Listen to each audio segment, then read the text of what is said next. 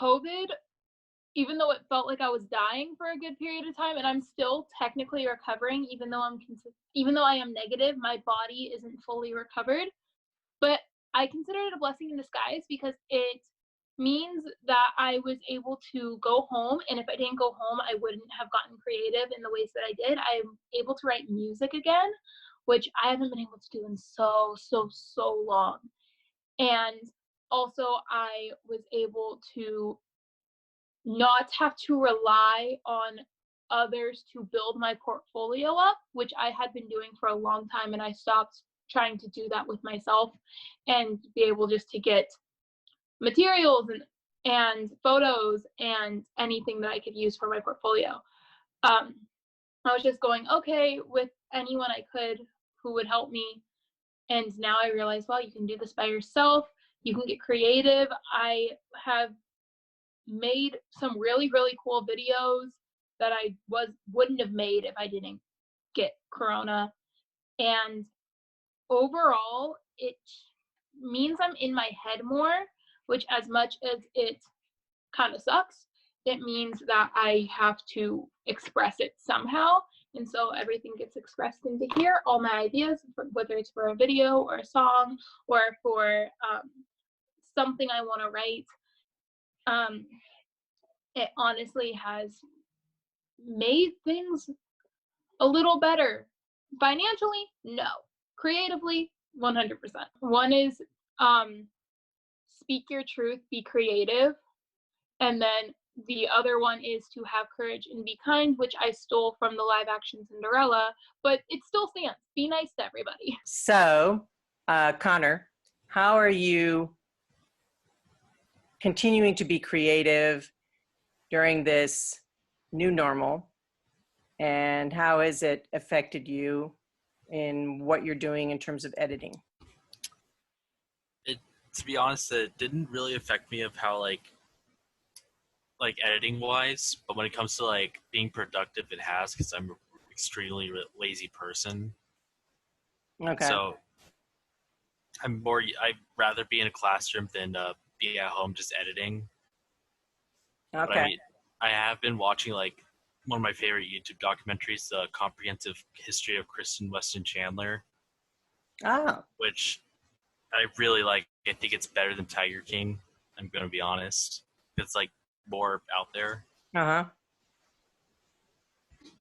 I mean, other than that, I just productivity is just the main thing. So do you give yourself a project to do, or I know you've been working on your reel.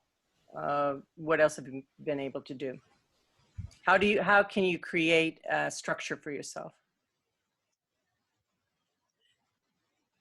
I mean, I don't really know. I need to like find something to motivate myself to do more. Okay. How about if I give you an assignment? Sure. Okay.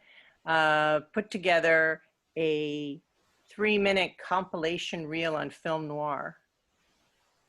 Good. Can you give me a due date? Because I think that'll help. Okay, next week. How's that? Epic. Yeah? Yep. Okay. Then I wanted to also ask you about your Pokemon Dragon Ball Z experience. So, okay. I've been playing nonstop Pokemon on the DS. So last summer I tried to complete the Pokedex on Pokemon Leaf Green. Mm-hmm. When the quarantine happened, I decided like I might as well finish this off. So I did it, and I got all the event Pokemon.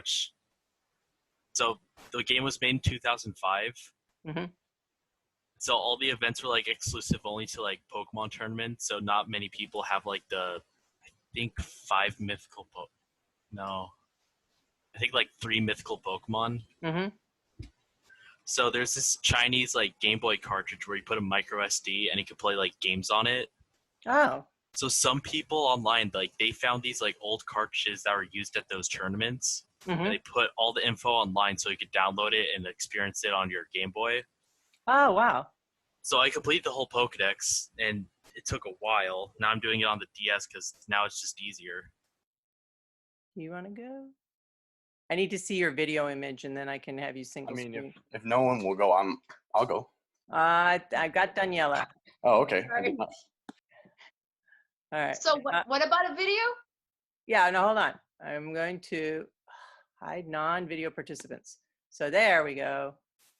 Now I just have you. Fantastic. All right.